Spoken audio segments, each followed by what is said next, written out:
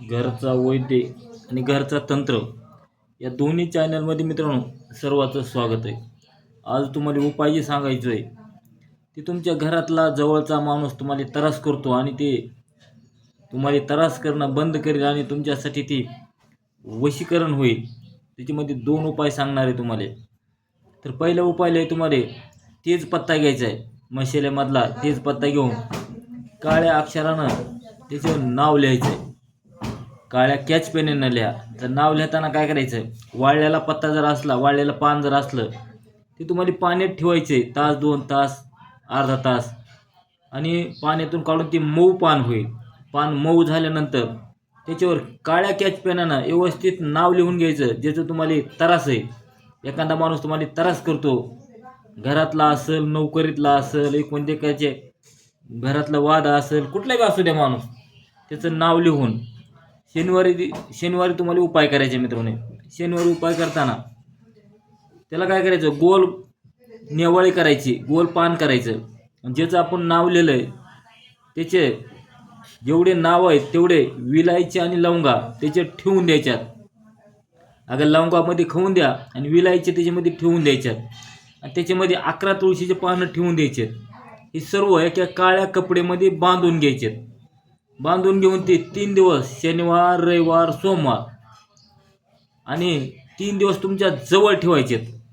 जवळ ठेवल्यावरती मंगळवारच्या दिवशी तुम्हाला ती जाळायचे घरात.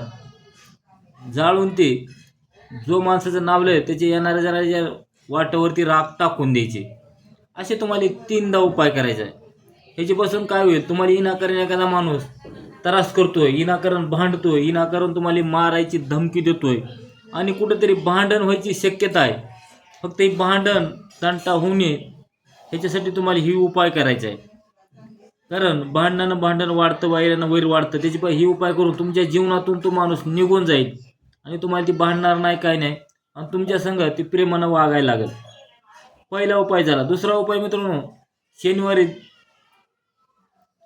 एक लिंबू घ्यायचा पिकलेला, त्याचे 7 तुकडे करायचे.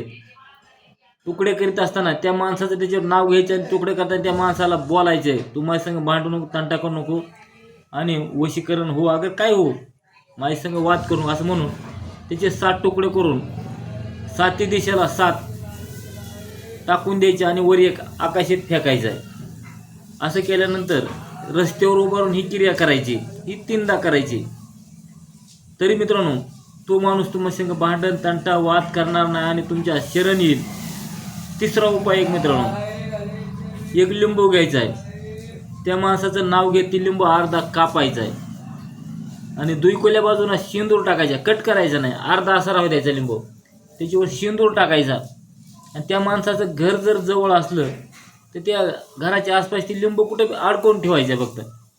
तर तो माणूस तुम्हाला विनाकारण भांडण तंटा करणार नाही आणि तुमच्या संग व्यवस्थित वागल. तर मित्रांनो ही व्हिडिओ जेवढा होईल तेवढा व्हिडिओ शेअर करा, लाईक करा आणि जग कल्याणासाठी ह्याचा वापर करा.